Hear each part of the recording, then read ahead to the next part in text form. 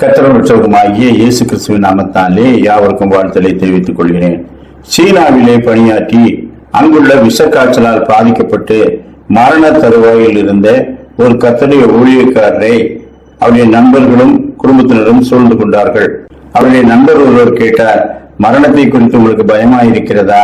இந்த நோயினால் பாதிக்கப்பட்ட அநேகர் உங்களை சுற்றிலும் மதித்துக் கொண்டே இருக்கிறார்கள், எனவே நீங்களும் பயப்படுகிறீர்களா என்று சொல்லி கேட்டார். அப்பொழுது அவர் சொன்னார், என்னது பயமா?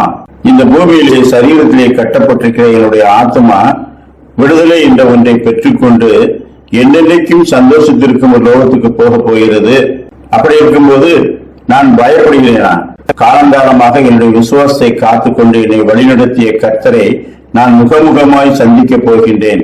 அவரோடு கூட கடந்து சென்ற அநேகமாயிரம் பரிசுத்தவான்களை பார்க்க போகின்றேன்.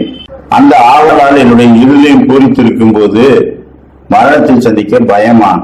பரிசுத்த வேதாகமத்திலே நான் உபதேசித்த சத்தியங்களையும் நடந்த நிகழ்ச்சிகளையும் நான் நேரில் கண்டு அனுபவிக்கப் போகின்றேன். கடந்து சென்ற பரிசுத்தவான்கள் அந்த நிகழ்ச்சிகளிலே எப்படி செயல்பட்டார்கள் என்பதை அவர்களுடைய வாயினாலே கேட்கப் போகின்றேன்.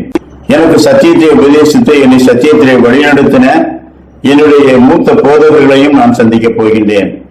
இப்படி நான் காணாதவர்களை சந்திக்க நான் ஆயத்தப்பட்டுக் கொண்டிருக்கும் போது மரணத்தை குறித்து பயமா என்று கேட்கிறீர்களே, அது சந்தோஷம் அல்லவா என்று சொன்னார்.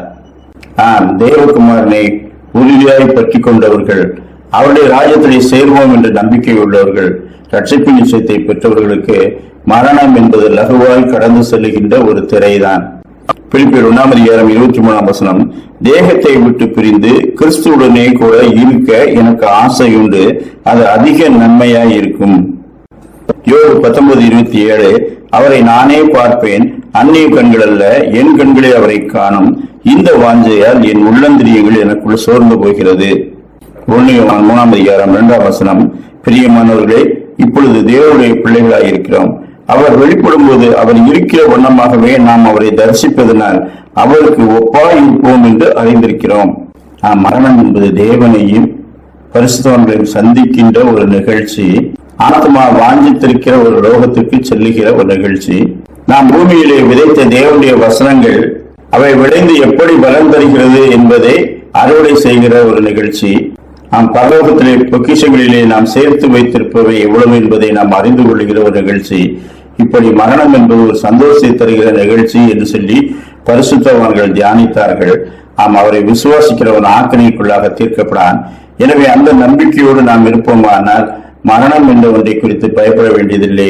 கர்த்தர் தாமே அப்படிப்பட்ட நல்ல சிந்தனைகளோடு வாழ நமக்கு நல்ல கிருபைகளை தந்தருள்வாராக. ஆமேன்.